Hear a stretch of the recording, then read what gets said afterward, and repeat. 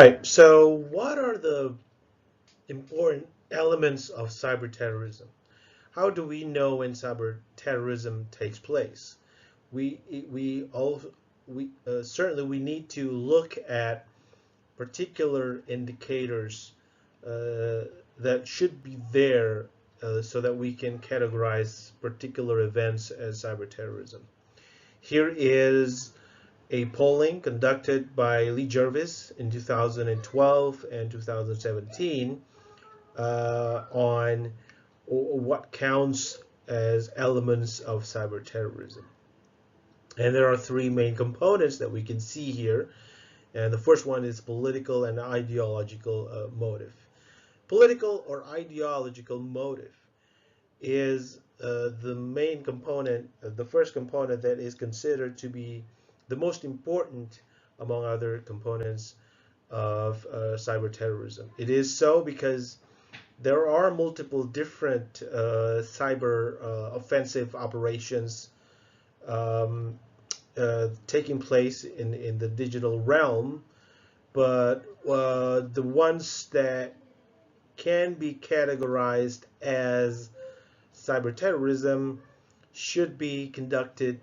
should be driven by an ideological or political motive instead of economic profit kinds of motive.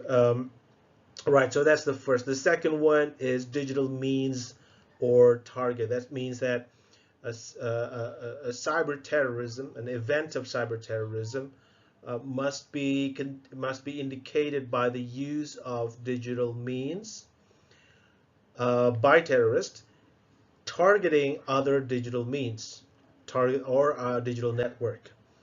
And so, well, there are varieties of opinions here. There are others who also say that digital means can be used, but targeting non-digital targets. So we are looking at how digital means are used to gather fundings or recruit members and acquire needed weaponry, but the targets are offline or not in the digital realm. But that's more minority in the sense that there are less people who say that, and there are more people who would argue or have a standpoint that both means and target in cyber terrorism must be digital. And then another component is fear as an outcome. So fear as an outcome is an important component of cyber terrorism. It has to produce fear. Cyber terrorism must produce fear. Uh, uh, we can note here that violence is appearing after fear, right?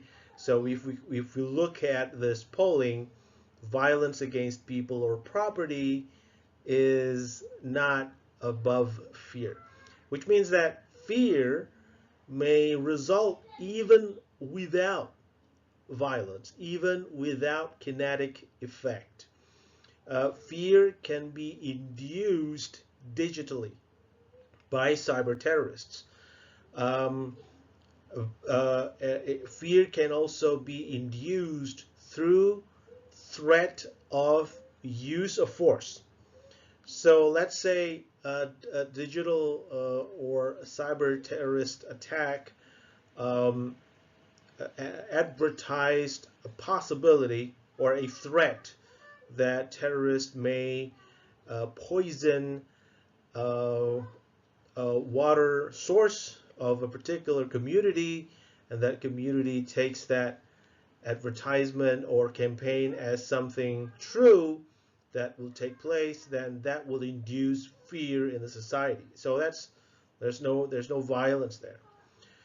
Um, it may also be the case that a cyber terrorist operation produce disinformation using an AI generated videos or fake videos that induced riots in the society. So we are not looking at cyber terrorism that produce use of force, but actually produce fear or chaos as an outcome. And then there are other components like violence against people or property, criminality or illegality. Criminality or illegality also is also something that is quite pertinent in the survey, meaning that it is important for states to um, formulate laws that particularly govern or criminalize or penalize the use of cyberspace by terrorists. Um, and then there are other components like civilian targets. Civilian targets is a pertinent issue here.